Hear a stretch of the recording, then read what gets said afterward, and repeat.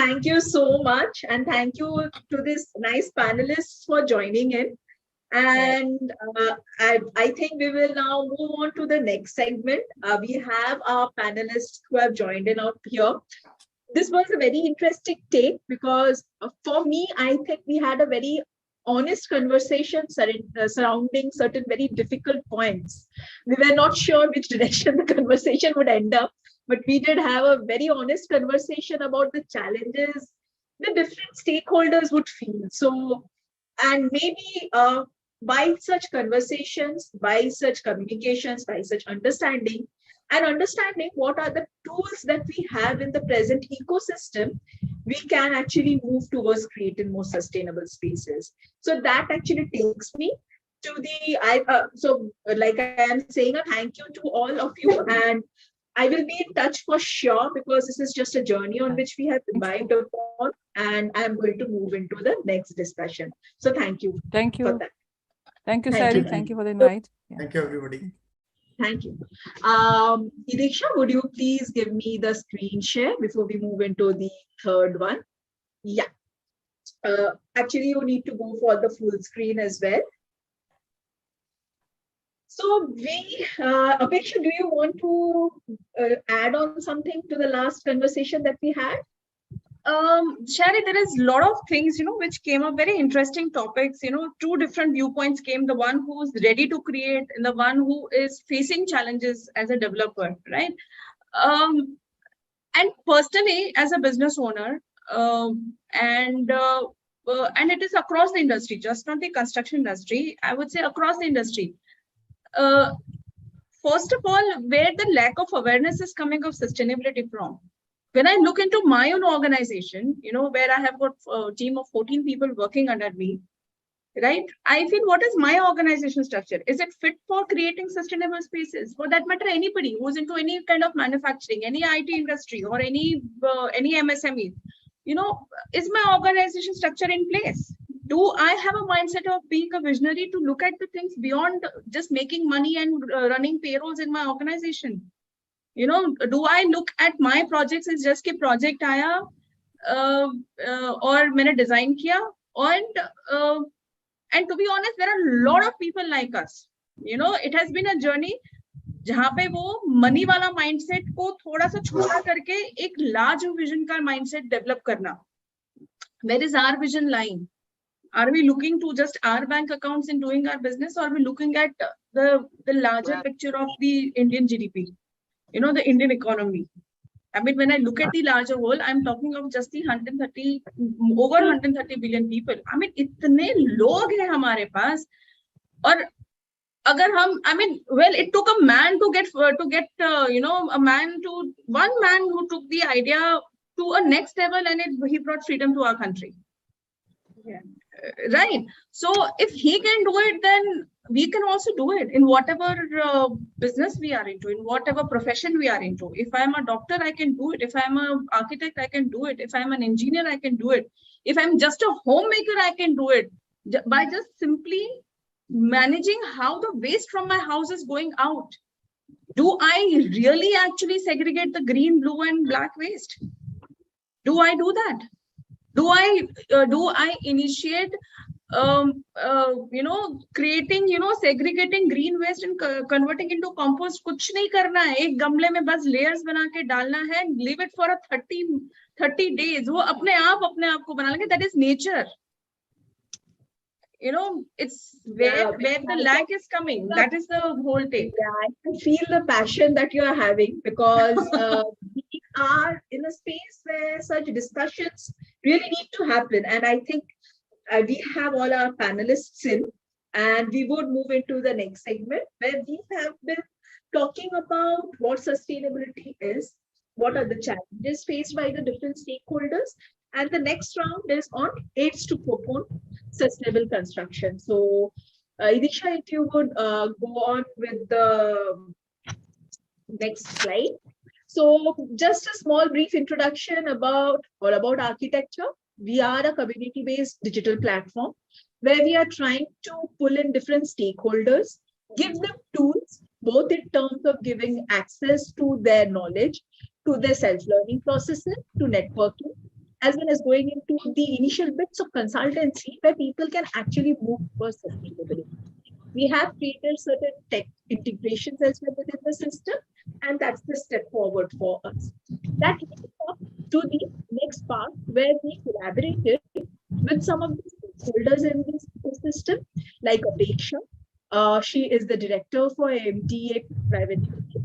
Architect Neelam, who we had as a panelist in the last conversation, and Shilpi Kshetra, who is a lawyer and who is working within the ESG segment as one of the professionals in that space. And moving from there, we move to the next slide, which talks about why this event and how we are seeing it in the bigger picture. So this event on trying to understand the challenges in sustainable construction and the way forward is a three-tier or a three-prong event, which involved this panel discussion with several stakeholders from different and competitive professional space who are working within the real estate sector, to having a competition in which we are trying to identify, reach out to businesses or I would say innovators who are within the sustainable space, and a physical event where we would be introducing these products that we kind of identified to help them grow in the process. And for the next slide, we would see that while we're talking about the different aids which are needed, like that is the question that we have, we find that there are multiple stakeholders within this ecosystem. And the stakeholders, while there are end users within the ecosystem who demand the space, there are investors, we have builders and developers, we have designers, we have manufacturers and professionals who are working in this area. And each individual or a professional or a stakeholder has a very unique role to play. While we get into the conversation, and this is kind of our understanding from some of the research documents which talks about the different roles of how the stakeholders can be involved, we would try to understand how we go ahead to, I would say, empower the professionals by giving them the aids or the tools which are in the market. So right now what I'm going to do is I'll just take a second while I pull all the speakers in a spotlight, and we will have the discussion from there. Just give me a second, please. Yeah. You can stop sharing the screen. Acha, for that screen, yeah, thank you so much. We have Professor Hemantwala, who is a retired professor. He has been, I think, an institution in himself. We have Anamika Garg, who has joined it from EcoCollab, a very young firm which is very proactively working in this segment. She is an urban planner, she is an architect by profession. We have Mr. Manish Johari from Agility Ventures. I'm sorry for the spell mistake which is here. And he is an investor. And we have architect Praveen Soma. Though an architect, he comes from one of the rating agencies that we have been talking about, which is one of the oldest rating agency in India for real estate sector, from the IGBC part. And he holds a very unique role where he is working with Green Pro, which is for green or sustainable products as within bringing in the ecosystem. So let me just add on everyone to the spotlight. And once we can start off with the discussion. Thank you.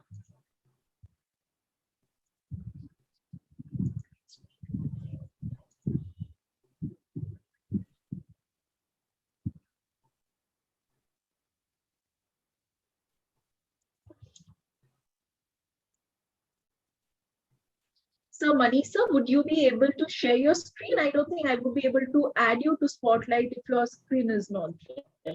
Video, sorry. Or would you not be able to do it? I think you're traveling. Yeah.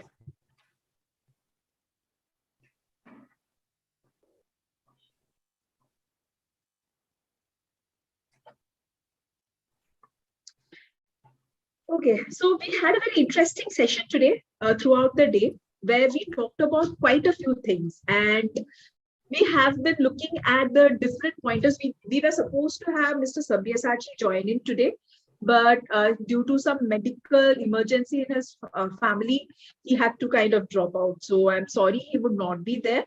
But just it was a very last moment thing with his family. His father is in a hospital, so we kind of would not be having him here. But yeah, so thank you for joining in for the session, panelists. I would like to kind of set into context of the ecosystem is changing. Like the last panelist discussion was that the ecosystem as to how it was a couple of decades back is a bit different right now. It has changed a bit. It might be due to policies. It might be due to international policies. It might be due to internal or national policies. Do you see from your perspective that there are an increasing demand for sustainable construction within the ecosystem? So I would like to start with Hemantwala, sir. So if you would like to take this. Yeah.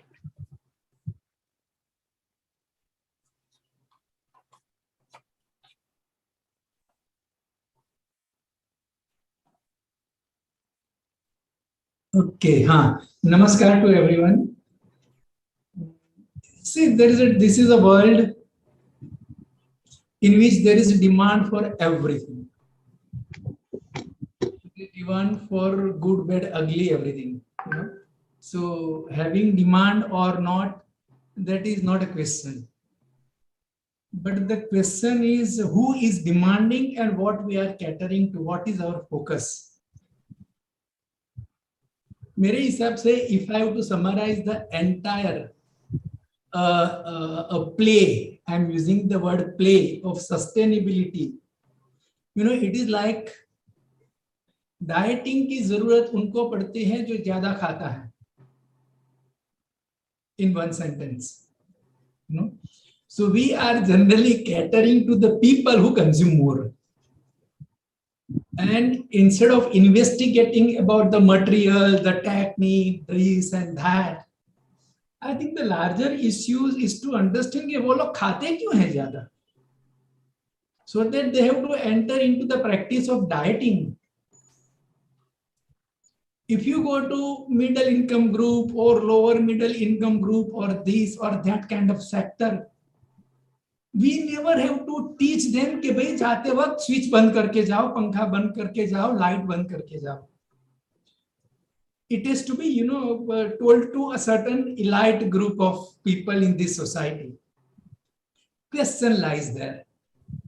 We are trying to teach BMW वाले कि भी petrol का कम consumption कैसे होता है. You understand what I'm saying? Absolutely, sir.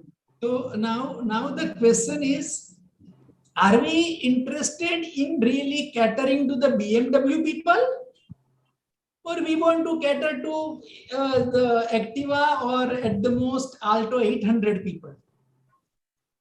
You know. So now my main concern is this: whenever I talk about the sustainable or ecology or this or that, honestly speaking, we are really catering to very small market. Very small fractions, like you have mentioned that 40% of the carbon emission is through the construction. First of all, I don't agree with that statement. There are many more industries that is responsible for larger carbon footprint and not a construction. So because if you really take stock of the situation globally, most of the people don't even hire an architect. So carbon footprint की बात ही वहाँ पे नहीं होती है. You know, it's like real organic thing. वो अपने आप ग्रो होता है like a plant or anything or whatever.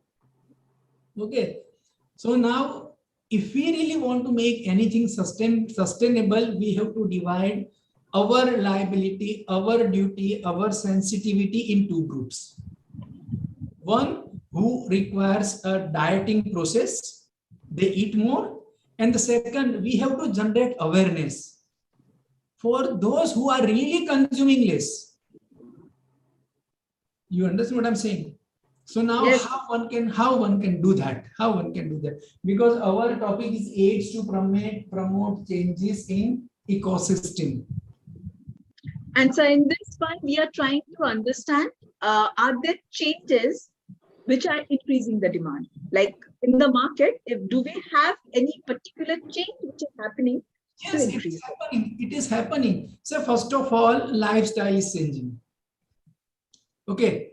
So now if the lifestyle is changing, obviously the demand is going to be more. Nowadays, we consume everything, in which we require electricity. Okay. So every day we have to charge mobile, do this, do that. Now it is inevitable. We have to accept that. Gadgets are increasing, the resources are reducing, and we have to strike balance somewhere.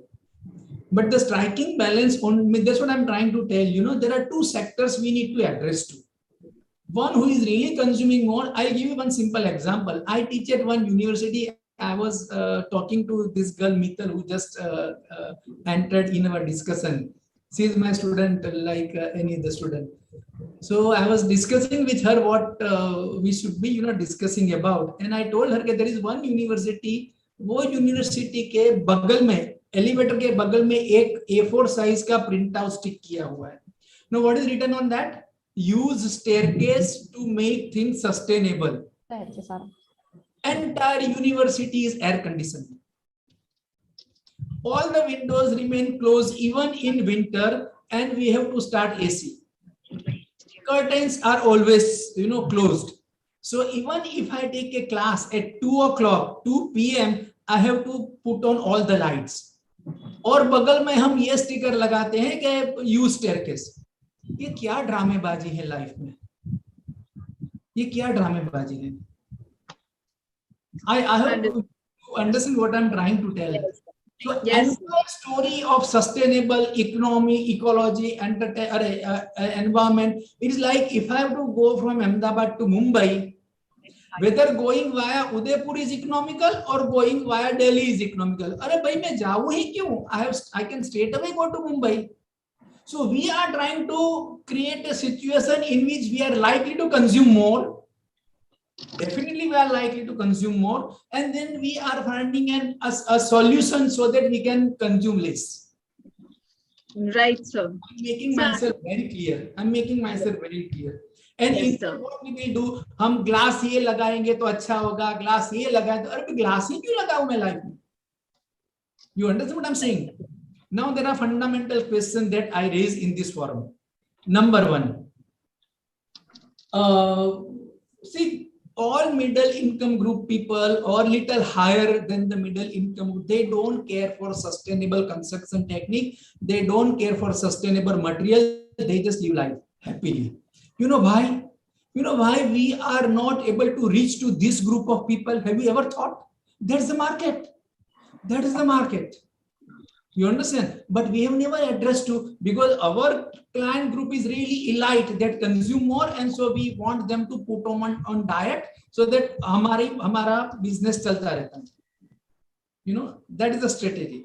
अब वो लोग क्यों ये sustainable का concept adapt नहीं करते? Because primary number one, their lifestyle, their attitude, their approach, their attitude, their culture, their way of thinking is such that no one requires to teach them. That's right. what. Okay. Now, I'm going to take a break here, and I'm going to actually move towards, like, the points which you are mentioning are actually very, I would say, very pertinent points as to the market in which we are trying to figure out the sustainability part, right?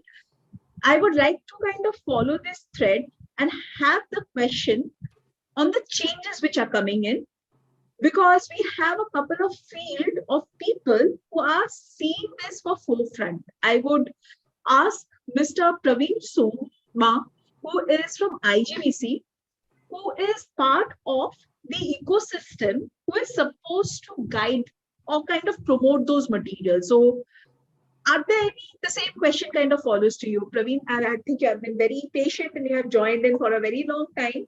So please, the question which I asked Professor, I would like to have that with you as well. Yeah. Thank you, Shairi. I think Hemantji has given a very nice statement. Dieting is not required if we consume less. I think fantastic, actually. A good sentence I had here. Lot of time actually. when you say new changes that are increasing the demand of sustainable construction, okay, I would like to address the sustainable development in two verticals, two parallel verticals. Okay, first let us see demand for sustainable construction. Okay, you see why demand is coming. One, due to rapid urbanization going to come. Okay, India in next 8 years time, we're going to see 590 million people will move to cities. Okay, you see tier 2, tier 3 cities, all people actually moving towards cities. That will see a lot of load on the infrastructure for Kolkata, Chennai, Mumbai, Bangalore. It is actually over designed actually. I mean, design is there, but nobody designed for infrastructure. But people are actually like multiple times going. Okay, that is one thing, which keeps highest pressure on the infra needs. That means we need to go for new cities, new corridor developments, new ports, new metros, new railway stations, new maybe more flyovers. Next is our Prime Minister's agenda, housing for all. 10 million new homes required actually. There is demand. Okay, still you see only hardly, a few have got own homes. Like you just now, Professor told, luxury people maybe I can say only 10%, maybe an entire population of 1.3 billion. Okay, so next is ready to move commercial space. Still, we thought a lot of commercial space is there, but there is a demand for 125 million square feet per every year is the demand because of, you see, growing companies. Of course, due to COVID, maybe even the companies are there, they are shut down, everybody is working from home, but there is a need of going for 125 million square feet per year actually. That is the reports from JLL, KPMG, so many reports claiming like this. And if you see McKinsey report, way back in 4 years back it has come, I read that world requires 600 new cities in next 8 years, that is 12 years, that is around 2040 it will be coming. Today, the people who are actually sensitized on the green building concept, maybe around 75 to 80,000 people who actually know about the green building concept. I'm not saying they're very professional, but they are aware of the green building. They are the top-down approach, that means the CEO level, MD level, where they can sensitize their team also. But just now, Professor also told India is yet to build. Almost 70% of India is yet to build actually. Even you're seeing a lot of building that is only happening in cities only, not in tier 2 cities. There is no development actually. Even though we've seen TV projections happening, but it may not be true actually, because when we go to the tier 2, there still is underdevelopment actually. There are no roads, nothing is there. But only in cities you'll see same road in the 1 year it will be laid 4 times actually. Okay. So there's a demand for at least 1 million green professionals in addition to their academic background. For example, they may be architect, they may be engineer, they may be mechanical engineer, anybody.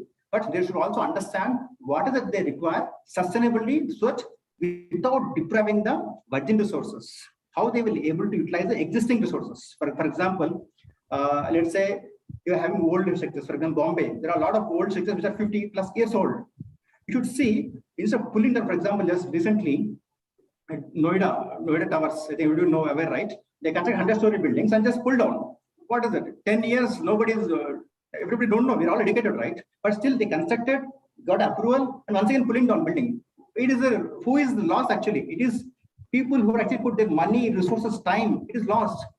Absolutely. So many things. And they are saying demand for sustainable construction. That means if they would have constructed in the right way, in a proper approval, everybody's knowledge, right? They should have verified and checked what is the wrong point instead of demolishing everything, and they should utilize some other kind of a thing. And if you see, on the other hand, I'm only talking about demand only. I will see on the other hand, that is very important. Depletion of resources, natural resources. First of all, coal. In 80 years from now today, our grandchildren will see coal in museums. Iron ore, in maximum 60 to 70 years, it's going to run out of world actually. Iron ore. Without iron ore, we cannot construct. We never tried also alternative constructions. Even though we are using iron since 200 years, but when it is going to not there, very difficult for us to go for alternative construction technologies. Sand, we are already seeing river sand is not available. We are using the available stones, crushing and using for the aggregate for your RMCs or your cement mortar or cement plastering kind of thing. Of course, water, no chance. 21 Indian cities will run out of water in next 2 to 3 years actually. Okay, that is the main thing. Why they will run out? One is groundwater depletion. We never do any charging actually, rain harvesting. Even though government says mandatory rainwater harvesting every city, every state government, but how many follows? When we go to the inspection, we see 20 pits, only one pit will be working because the pits which are already dried, they will be using some other dump yard, something they'll be using. That is also happening. Chennai, last 2 years back, just about COVID hit, Chennai, all the IT companies forced their employees to work from home without COVID, I'm talking about, because there is no water, no washroom, nothing. Exactly 3 years back, 2018, Cape Town is zero water completely. All the employees, including our cricketers who went there, they only got 2 liters per day. That's the maximum water they available, not more than that one. All commercial projects, even on that day, no water, they only use some whatever liquid is there. Even before COVID actually happened. So water is going to be one of the major issue in the coming years if we don't do the harvesting or some other technologies. Next is depleting air quality. If you see world total greenhouse gas emissions in 1990, it was close to 32 billion tons of CO2 equivalent. Today, per year actually, today it is 50 billion tons of CO2 equivalent in the world each year. That means we're already crossed so many things because of increase of course, transportation, vehicles. We're not still on the clean vehicles. We're still using the diesel, petrol, some other fuel only. So that's why it's also putting a lot of pressure on the climate change effect. I borrowed a beautiful definition from Paul Hacken, natural capitalism, which he says is very simple definition: use of resources to meet our needs without depriving the resource of future generations. If you're able to see this sentence very clear, okay, whatever we do, for example, IGBC created by CII in 2001, with only one building, CII building only, and which inspired, today we have some 8,000 plus projects which are going in different fashion. And I cannot say that they're doing very good or not, okay. The first principle for me is at least they're attempting, because there is no mandatory in IGBC. Mandatory means they should only take rating system, is not there anywhere. It is up to them to take the rating or whatever is there. But what I'm saying is, instead of a project which is not doing anything, at least these projects are doing something. For example, earlier it is only about green building. That means image or walk the talk, because they see that is a business sense. Then it is moved to green built environment. When it's built environment, not only buildings, the surrounding areas like landscape, transport, whatever is there within the campus also should be green. Now, many projects are also having a very higher goals. For example, they are want to demonstrate net zero projects. That means self-sufficient energy, self-sufficient water, self-sufficient zero waste, then zero carbon kind of thing. Of course, they're all very higher goals. But when India is aiming for 2070 net zero carbon goals, they should have at least a concept way of going there. So some projects are still doing, and they will become a demonstration projects for the next coming up cities actually. So this is my view actually. Thank you so much. I think from the background setting of both Professor Himmatwala and from Praveen, what I realized is that for an Indian context, sustainability is something which is in a very nascent stage. But also on the international front, I would like to now take this point directly to Manish sir, who comes in from a very different perspective. He is coming in from the perspective of an investor. And the role of an investor in the ecosystem is to help businesses grow in terms of adopting certain changes or rules, or by following certain rules and regulations. In an Indian context, I would say, or in international context as well, ESG has been holding the eyeballs of many businesses, where they are being mandated slowly to create reports or structures or documents where they're mapping many of the sustainability factors of the businesses that they have in their portfolio, including the infrastructure with them. So from your perspective, do you see this having an impact on the sustainable construction industry, which is like rightly noticed, like it's in a very nascent stage in terms of either evolution, in terms of having goals and having codes from every perspective of itself. So, yeah.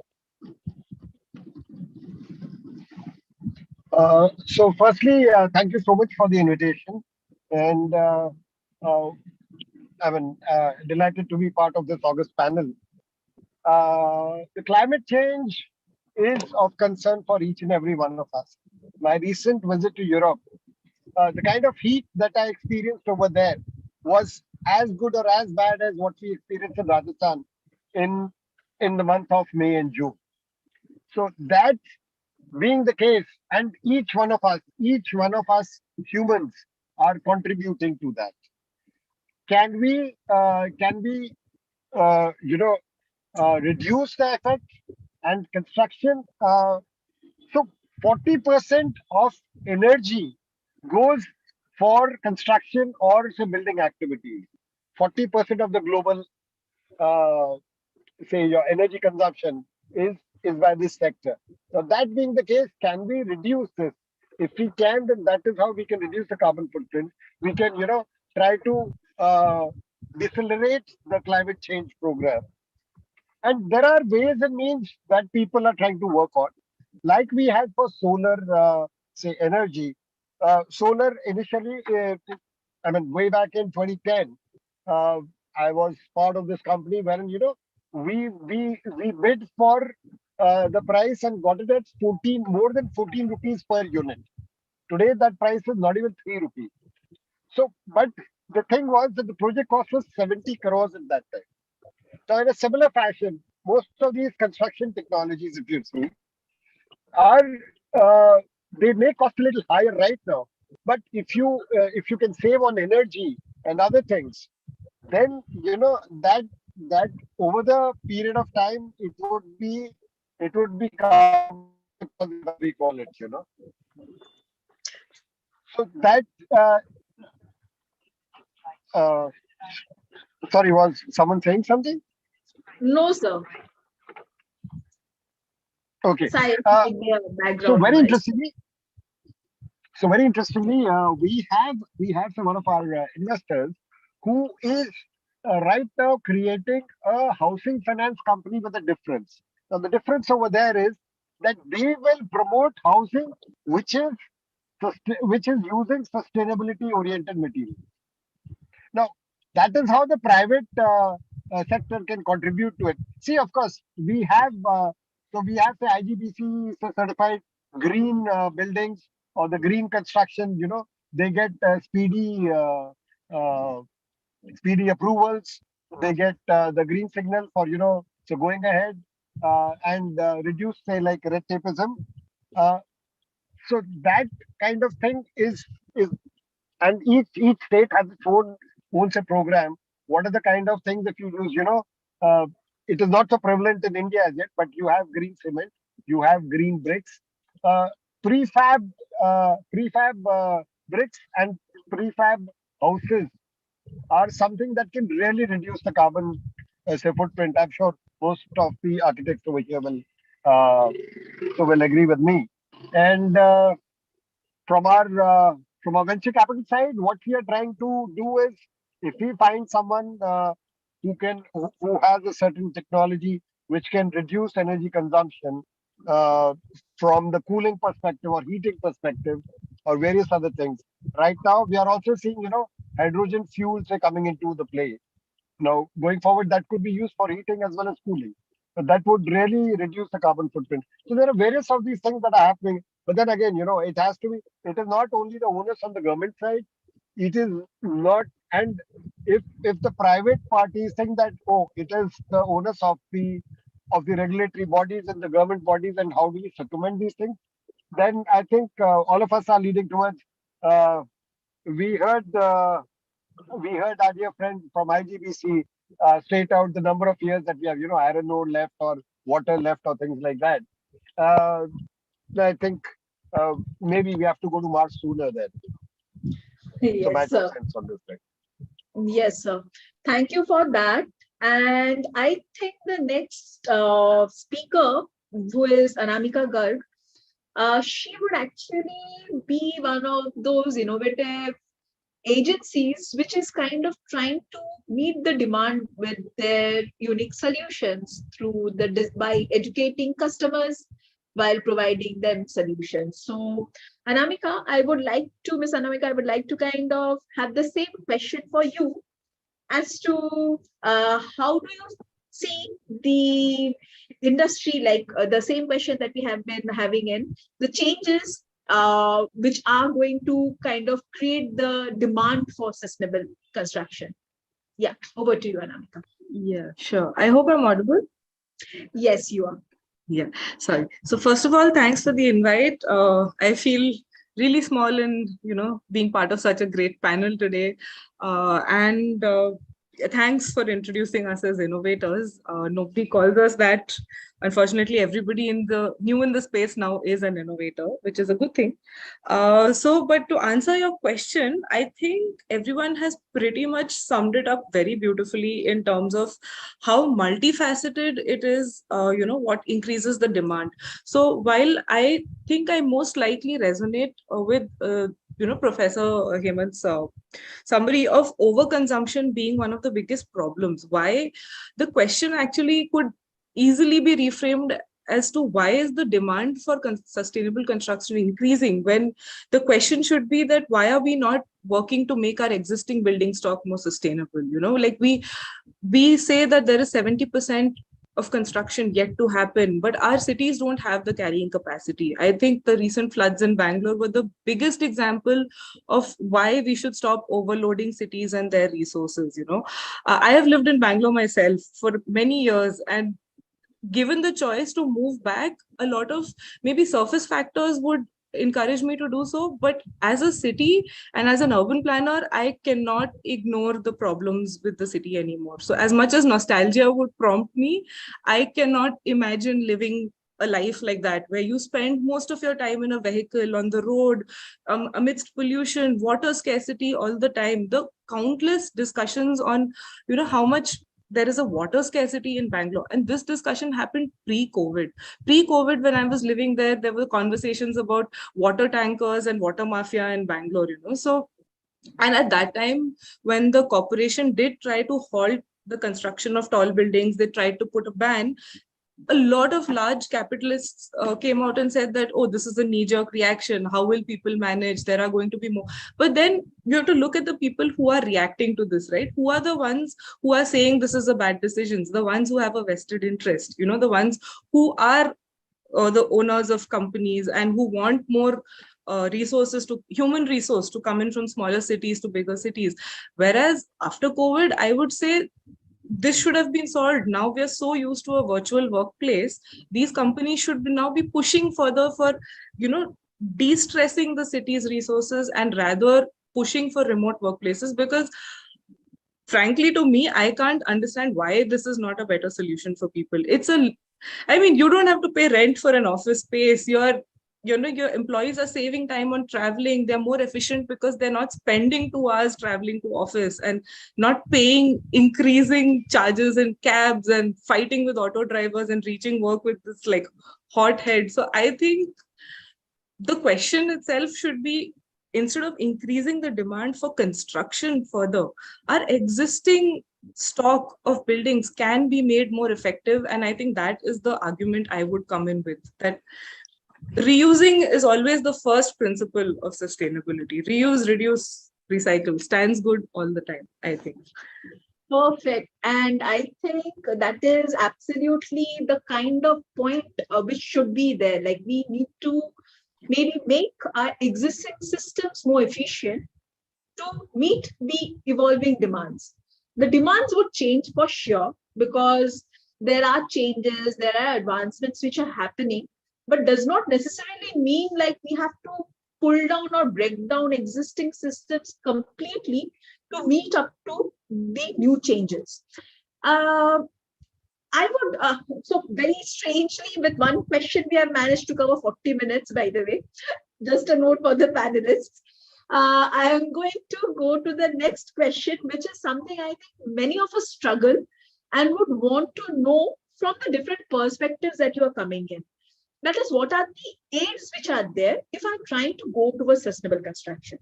So for Professor, I might want to know, like, do you think it's there in terms of educating? There have been certain education tools where people would be kind of using them, like they have access to it. Do you feel like, and for each of this person, like each of the panelists, I would like to take their individual experience to say what the aids are. So, Professor, if you would like to kind of put into perspective from your side, like in this present world, from the perspective of an educator who had been there, where we are seeing that there is a very challenging space where we don't have enough educated professionals, like it was a point raised in the last discussion. Are there any aids or systems which are in place, or do you think that needs to be in place? Please.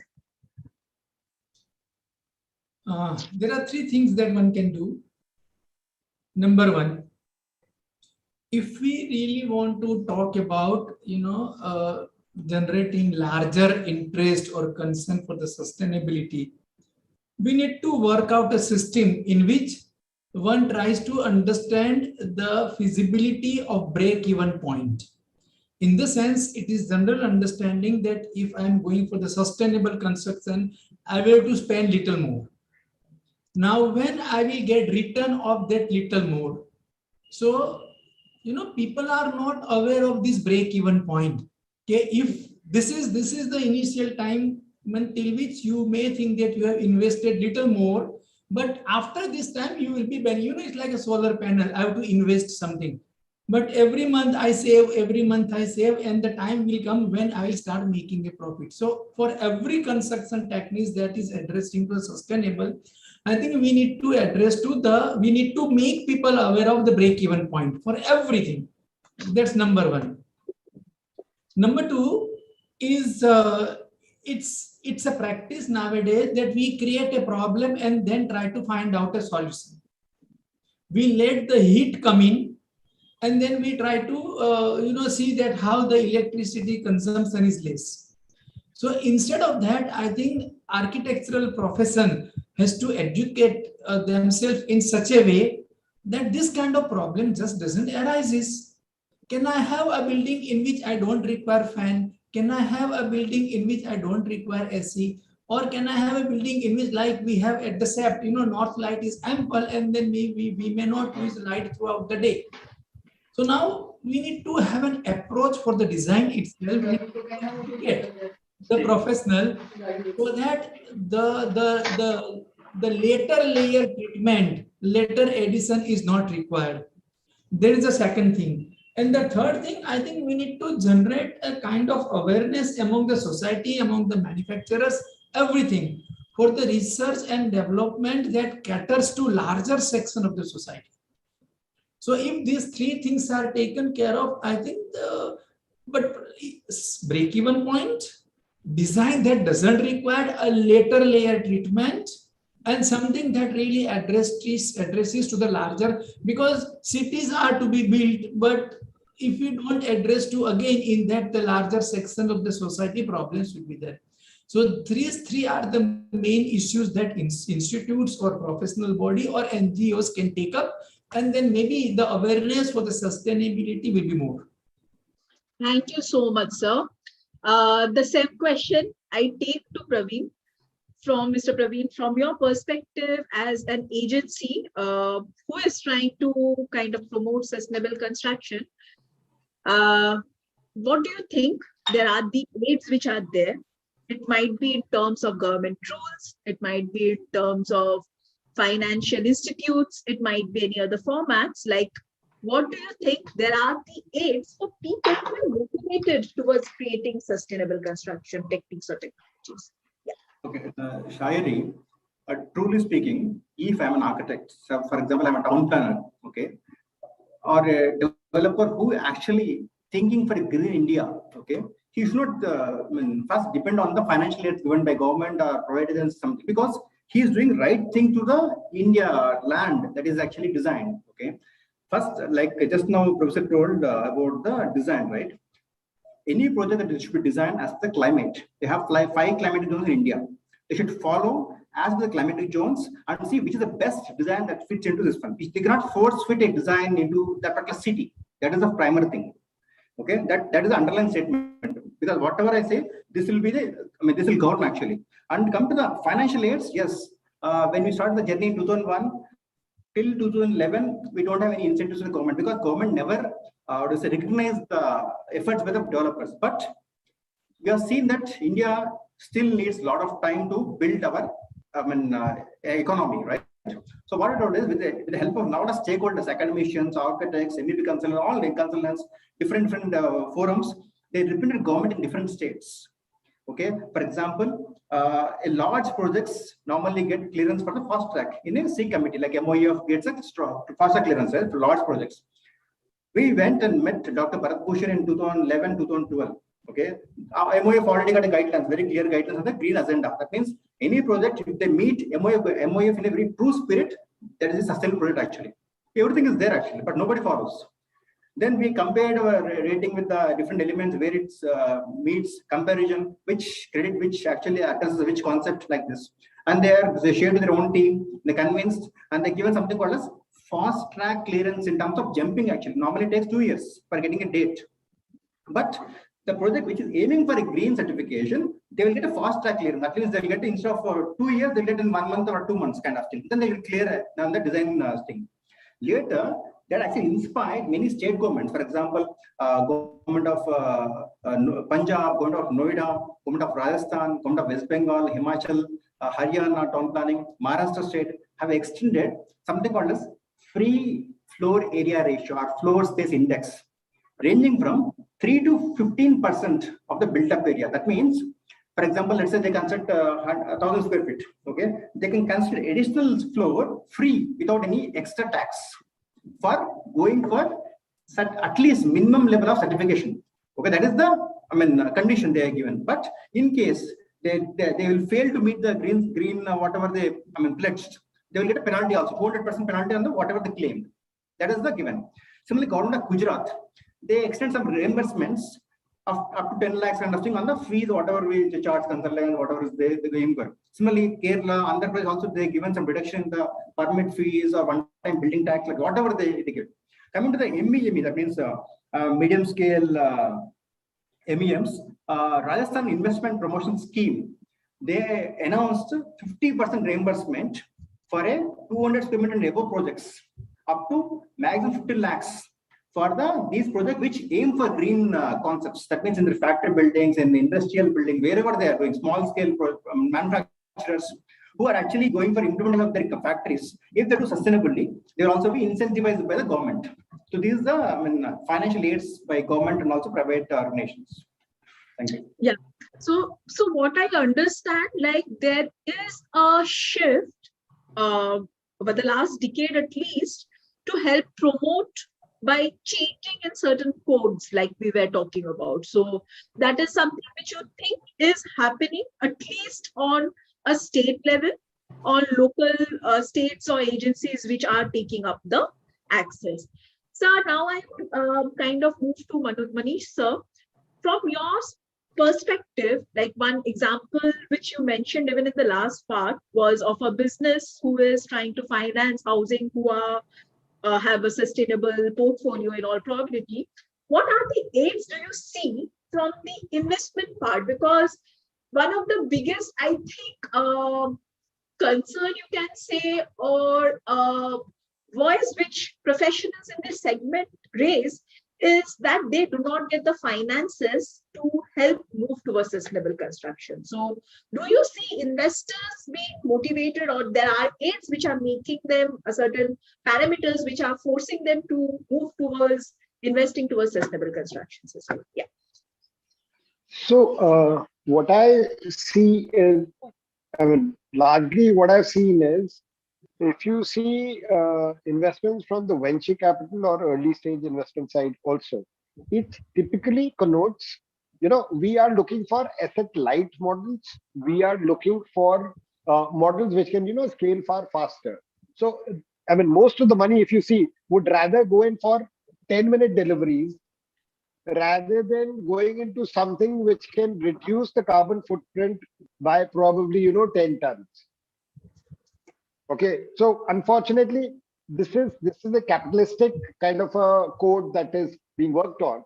But if you extend the thing on, there are some impact focused funds, there are some ESG focused funds that have actually come up thanks to the climate change, which are now totally focused on, if you have a project which is, ensuring that ESG parameters are looked at, you are reducing the carbon footprint and other things, then they will invest into such projects, and they will ensure that, it's like they are creating an ecosystem for that.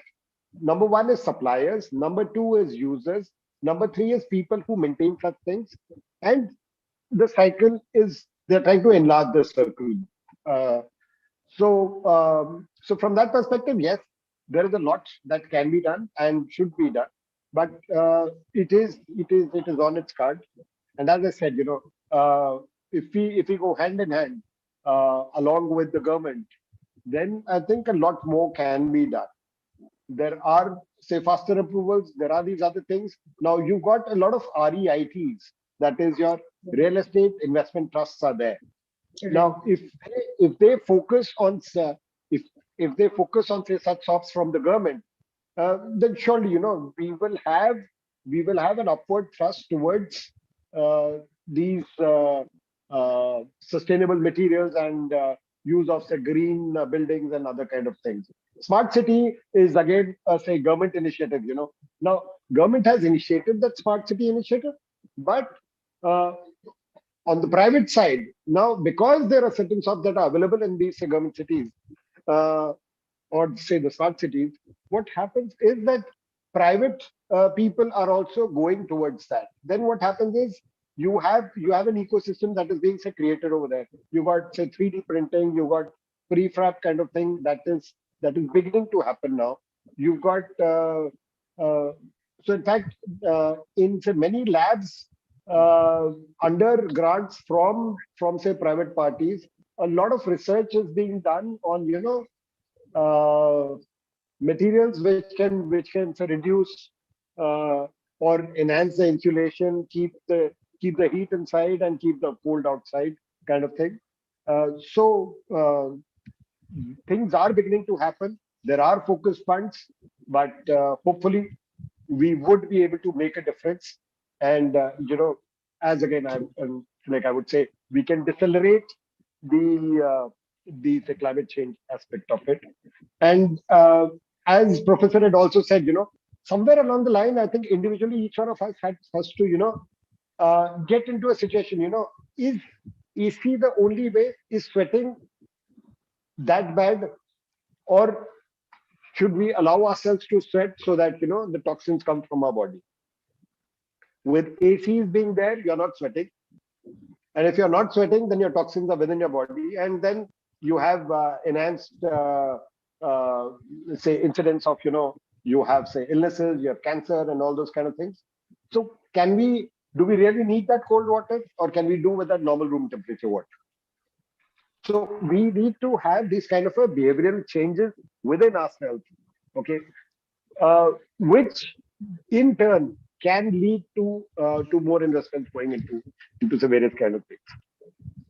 Thank you so much for that perspective. And I think, like you rightly mentioned, REITs is indeed one of the tools which can force at least developer houses who are planning to pull in funds on an international scale to start focusing on the pointers which are being set down by them, which means moving towards more sustainable or more conscious building. So that actually might be a pull factor. I would think like a scale which is kind of being done, kind of taken in front of the user to say like, this is what we want and not the other way around. So if that follows through, that might actually be one of the ways as to how it can be taken forward. So with this in mind, Anamika, I would like to take your perspective on certain tools. It might be software tools, it might be calculator tools, it might be from the consultant's perspective as well.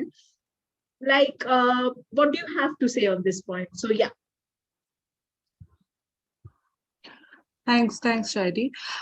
So yeah, basically, since the incentives and aids have been summed up, with regards to tools, there's usually obviously quite a lot, right? Depending on what the client comes to us for.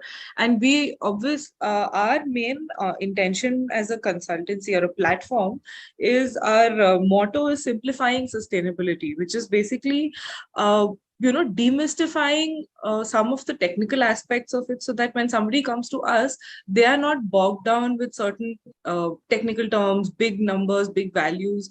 Even we've realized as architects and as sustainability professionals, there are certain things during a consultation which tend to intimidate a person who comes to you, and they start feeling like, oh, it's too overwhelming, it's too overpowering for us to, so we might not be able to go through with it. So that was something that we realized, changing our approach in the way we consulted with people, as in not actually showing them any tools as such. So we obviously use a lot of different types of tools based on, so for example, if someone comes to us for certification, there are certain tools and tables that you have to, adhere to certain parameters, numbers you have to keep in mind for whatever process they come to you for.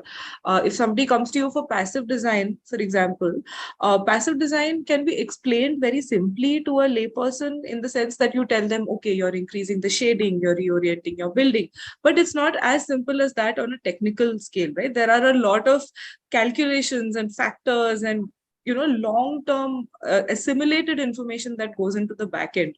But the idea is to not overwhelm the person sitting across the table from you with this. So while we and our entire team of consultants use a lot of different technical tools, all customized to every project, we try to follow through on making sure that so the question itself, I really like the idea of talking about incentives, because in the past 1 year, every time we've spoken to anybody who manages, say, an institution, an operations manager, or even just the owner of a large facility, one of the first few things, and I think this every Indian can resonate with, is paisa bolta hai, So the first thing they'll ask you is, what is in it for me? And when they say that, that they're coming to a sustainability perspective, but the bottom line there is what is their business bottom line, or how much will they benefit financially from this. And sure, they have it in the back of their mind that they're doing good for the environment. So we realized very quickly, telling a non-technical person, okay, I'm going to reduce your carbon dioxide emission by this many kgs, it doesn't work, because they don't get it. It doesn't resonate with them as fast as you tell them, I'm going to reduce your utility bills in 1 year by this much. That they understand, because that is the money going straight out of their pocket. You tell them, you invest in this right now, within 5 years you will start seeing payback, and this is going to start earning for you. They understand that, because that is the language that, so incentives come across in different ways. Now, for a developer or an architect, you tell them the government incentives of FSI, FAR, tax rebates, they work, because those are the things that attract us. Those are the things that we understand. But maybe to a regular customer, it would be more logical to talk to them. We have to translate the incentives, so to speak, into a language that works for them. So you have to tell them, okay, you're benefiting the environment. That is our perspective. We are making that impact. For them, how are we translating that impact into something that is more of a short-term gain for them? Because yes, while we talk about, the top, the cream of society who has the money to spend and is, investing in sustainable construction, they can do it. But when you talk to a middle class or a upper middle class person who is using their life savings to construct a house, you cannot tell them that aap apna paisa environment bachane mein laga do, because for them that also needs to translate to what is, mujhe kya fayda hai in putting a little extra at the time of construction. So I think that's kind of where our approach as consultants is to, translate these incentives into a language that actually takes the fence sitters and converts them into people who will avail a sustainable construction at the end of it. So, yeah. Thank you so much, Anamika. And I think that actually takes me to, I would say, like what it is resonating with what Praveen also spoke. It is resonating with what Professor Hemantbala also spoke. That it is just not about the profit. Like right now, there is this tagline which goes on. It is about people, it is about planet, then it is about profit. Like the three needs to come in context. It is not an individual part which we can take in. And while we have kind of discussed at stretch on the first two questions about the aids or the kind of the background setting for it, we have actually crossed our time limit for the discussion. I'm going to do a small thing. Like, this is a question that Professor Hemantwala had actually asked me to kind of ask the panelists, and I think I'm going to skip the other two parts because we had talked about them in the different segments, and I would like to have a conversation or conclude the entire 3 hours conversation with what should I say, this particular question, which I think is a very relevant question, which is like, how do we change or what needs to be done about perception of sustainable construction, and what is it right now in terms of the individuals or the stakeholders which is there, and what we can do to change it, which is something Anamika has also made very nicely when she says, like, you don't talk about just carbon footprint, talk about the electricity benefit with that individual is getting, talk about what is in it for changing construction, that it's not an enemy, but it's something that is very much needed for each one of us to kind of. So from Professor, I would like to understand, like, what do you think can be that way? Maybe I know this is a too short a time to again have this entire conversation, but that is where we are limited in. So if you would just give your perspective, and how do we change the perception about the sustainable construction for the different stakeholders, if at all possible, right? See, I have already answered this, and I will not repeat. That's number one. Number two, whatever is missed out, I will spell that out. Yeah. So I think it is important. Anamika raised a very pertaining issue, and I call that a perceivable difference. It is to make a perceivable difference, whatever we do. So whether it is direct in terms of finance or something else, but people should be able to register that difference on their own without someone else telling, beyond even the monetary things. That's number one. Number two, it's time that we really, the way I said, we have to audit, in terms of gain and loss and the break-even point. Similarly, we need to audit every design decision. That if we are making this kind of wall, what are the consequences? And if we make another kind of wall, what are the consequences? What is that building element that is going to create me a lot of problems, with respect to the sustainability? So we have to make a kind of really comparative chart based on which, say, we all are expert. I am not, but let's assume that we all are expert and we understand many things. But our client, who is a simple salesman, he will not be able to understand, and we don't have any mechanism to convince him. Even for the carbon footprint, वो तो बोलेंगे कि आप तो बातें करते हो. You understand? So we have to really make a comparative chart analysis, this and that, by which we can actually, with the facts, prove if this is what you do, this is the going to be outcome. So these two things are primarily required. Matlab, how we make the difference perceivable, in what form, and how we audit every building, every design decision in terms of its consequences, and how we put across. Say every person is not, partly I will disagree with what Anamika said. They will ask for कि मुझे क्या मिलेगा, और हर लोग ऐसा नहीं होता है. मुझे आपके साथ बात करने से मुझे क्या मिलेगा? कुछ नहीं मिलेगा.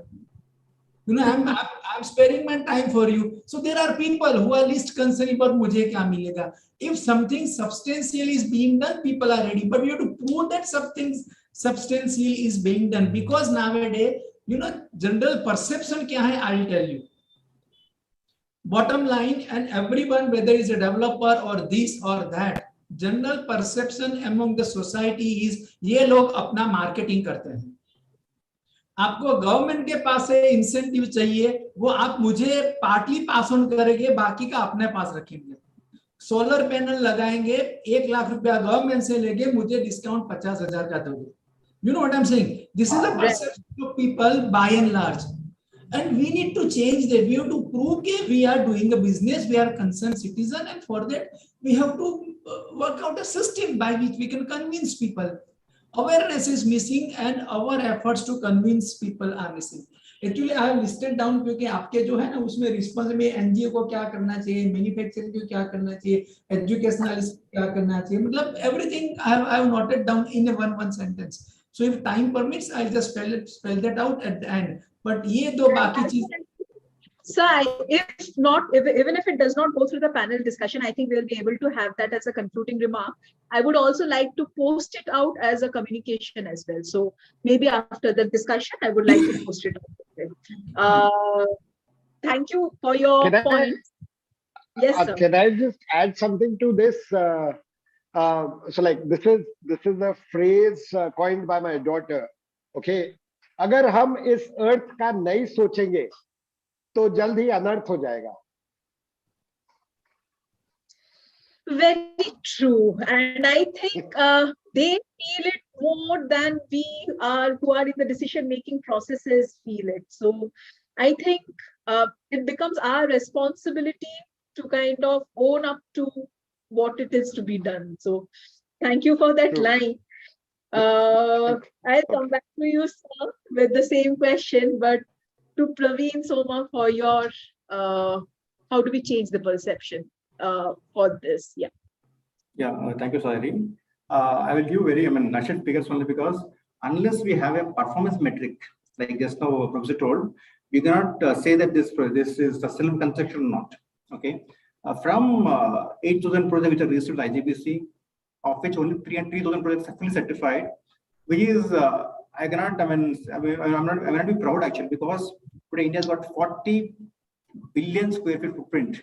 This is hardly maybe 5-10% maximum. I think these the impact created by certified projects, that is the main thing. It is saved 15 billion units per annum. Every year it is saving 15 billion units, which is equivalent to electricity 10 million urban homes. These certified projects saved 47 billion liters of water through water fixtures, through harvesting, through reduced irrigation systems, planting landscape which is having lesser water requirement, is equivalent to 1 month Hyderabad monthly water requirement. Wow. The waste which is diverted from landfills, okay, landfill, that means construction which is landfill, they are reused in the same site or sent to recyclers, which is close to 12.55 million tons of GHG is mitigated by these diversion of waste from landfills. These projects installed 600 plus megawatts of renewable energy, which is almost equivalent to the entire renewable energy installed in the Uttarakhand itself. Okay. Today, many projects are looking at circular economy. That means going for which is becoming a new normal actually, going for alternate materials instead of depending on the virgin resources, timber, for example, let's say timber, wood, they're going for engineered wood or maybe rapidly renewable wood, which is actually faster replenishing life cycle. Instead of red brick, they're going for a flash kind of a bricks. River sand, they're completely using M sand, manufacturing sand. The products which are made from construction demolition waste, it is using actually because by using construction waste demolition, you're producing new products. You are actually decreasing the embodied energy. You are reducing the dependence on the virgin resources. Once again, no query is required. Precast, 3D printing is become normal actually. Is actually developing in many countries. BIM technology, by using BIM technology, you can reduce the wastage actually. Okay, like zero waste to landfill, everything is there. So when you're talking about benefits, end users, state, nation is actually benefited by these projects actually. Even for example, when sustainable construction is costlier, no actually, because there is a market transformation happen actually. 20 years, two decades I've seen when we first initiated green building projects, urinal, CO2 sensor, high performance glass, solar PV, everything is there costly because it is a monopoly business at the time. But today, every building is green building only actually. If they think what is correct to the environment, if they do right thing, it is actually sustainable actually. And there is no cost involved. Thank you. Thank you so much. And yes, I think you kind of listed out quite a few interesting points out there, which again, in such a short time, I don't think we have been able to grasp the exact impact of all the different projects and the products that you have spoken about. So, and I believe like that is a way of how we do create perception, like change a perception when we talk about saving electricity in units by only 78, 75 buildings that you're talking about. That does make one wonder what happens when we try to make that impact for the wider concept. So last round to Anamika, I think the sir would be, Manish sir has kind of walked out. So I would ask Anamika to kind of take this point. And in the meantime, I would really request the other attendees who are there in the chat to maybe fill up the form which we have given as a feedback form. We would love to take your feedback as to how you liked our panel discussions so that we can improve upon our panel scopes when in the near future. So please give your feedback. There is an Airtable form which is there in the chat. So that we can actually create these spaces. Anamika, to you, the last kind of a change about how do we change the perceptions of for the sustainable construction, which is there, in a kind of move towards increasing their impact. So. Thanks, Shairi.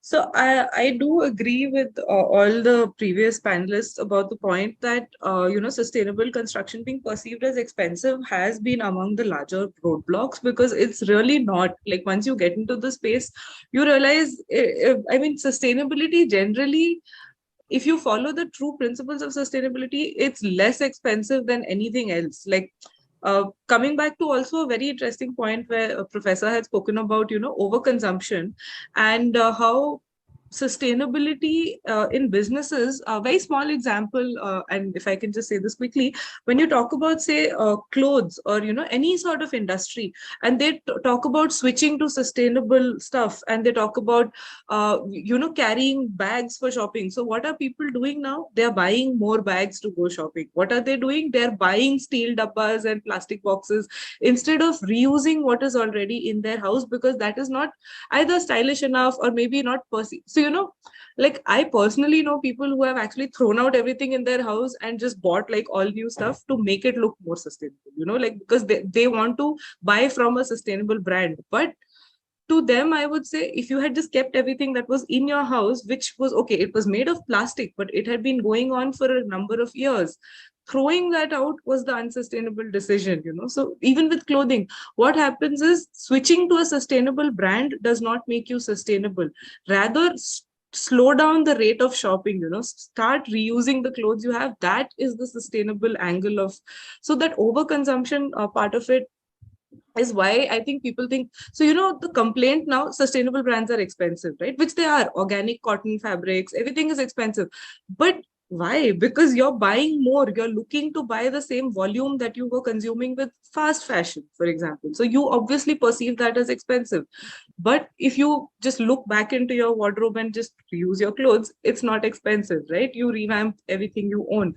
So it comes down to that, like breaking down, rather demystifying this concept of sustainability being expensive is one of the larger, I would say, more interesting challenges that we have faced as an organization, where, we get to talk to people and first of all, sit them down and tell them, okay, it's not that expensive. We can offer this to you at a really good cost. So they're quite surprised to learn that, that they can afford to. And then when you tell them about the origin of their materials, it starts making sense.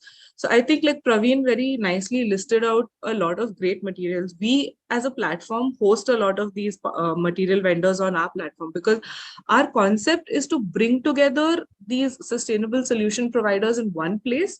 One, so that, you're streamlining the process. People come to us, it's an ecosystem, you get what you want, and at the end of it, you have the complete product that you need, customized to your level. The second part of it would be, it fosters this sort of internal ecosystem where you learn about how much these products are not just impacting the building industry or directly just the environment, but they also help mitigate a lot of other issues like waste in certain different sectors. Now, green, I think everyone's heard of Agrocrete, right? So what they are doing is using agricultural waste to create a, patented concrete mix and create these larger size blocks. So at the end of the day, they are creating blocks which are thermally more effective. They are carbon negative in nature, and they are reducing the waste issue of another industry altogether, a huge industry in the northern Gangetic Plain. The crop burning that happens is a big problem in the north, right? Taking that waste, converting it into construction material mitigates two different issues here. Same with using construction and demolition waste to create blocks, using agricultural waste to create panels. There are people who are using plastic to, create these composite mixes for construction boards, reusing just construction material itself. Using reusable construction material, using recycled water, all these things are things that would help in the long run with, changing the perception of how sustainable construction is actually beneficial. And the other part of it, which I think is building a business case for building green, right? So when we talk to certain commercial space owners or office space owners, telling them that actually being sustainable should be the only choice for them. Like, when you can reduce your water bills, why not? When you can reduce your electricity bills, why not? When you can create an environment that is thermally comfortable, the temperatures are optimized, the people working in your space are more comfortable and more productive, why isn't that the business case everyone's talking about? So that's kind of the efforts are coming in from people in the community. But yeah, so that is how the perception would change, I would say, like across the value chain. Yeah, thank you so much, Anamika. And this actually reminds me of one thing. I did my master's from Glasgow, and the entire city and the building, which was the core building, it was of 15th century.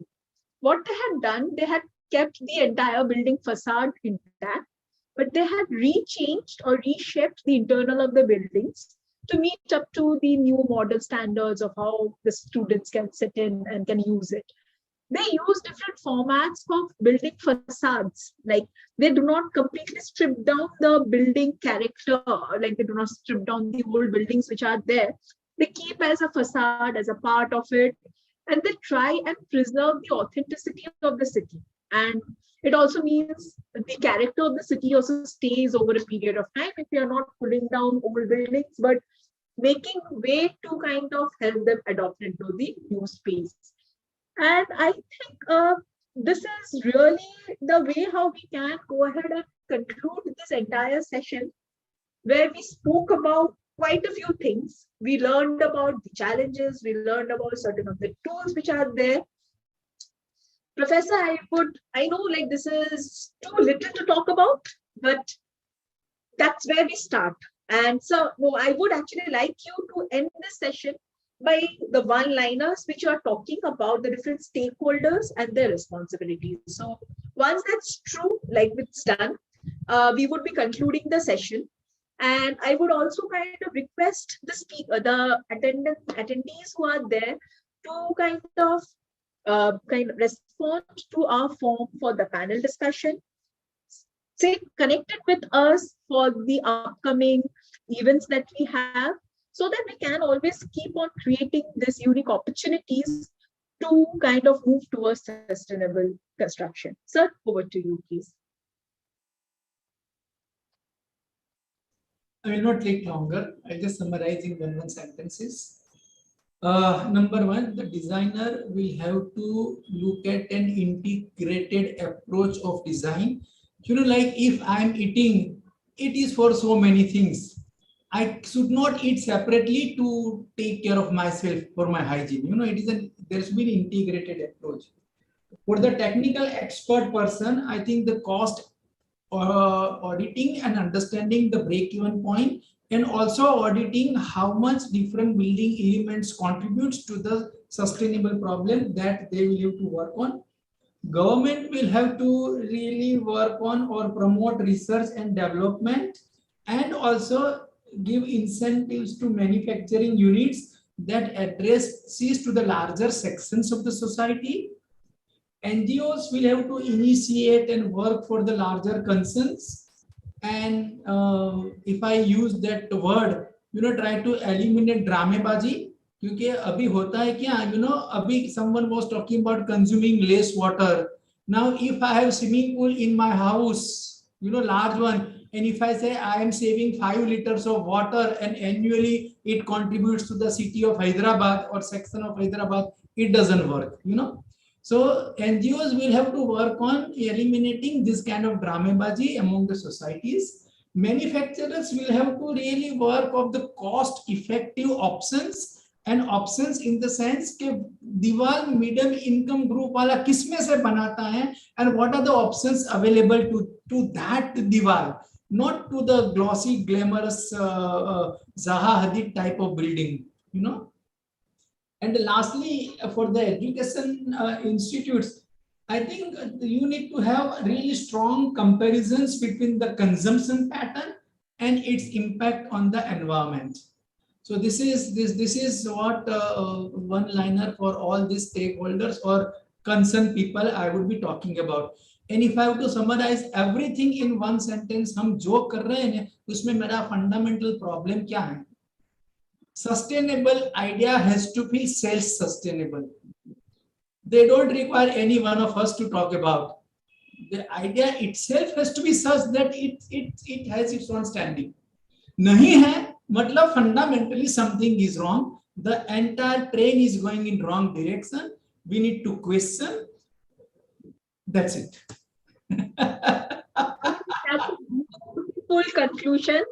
And that also means we have space for the next conversation in line.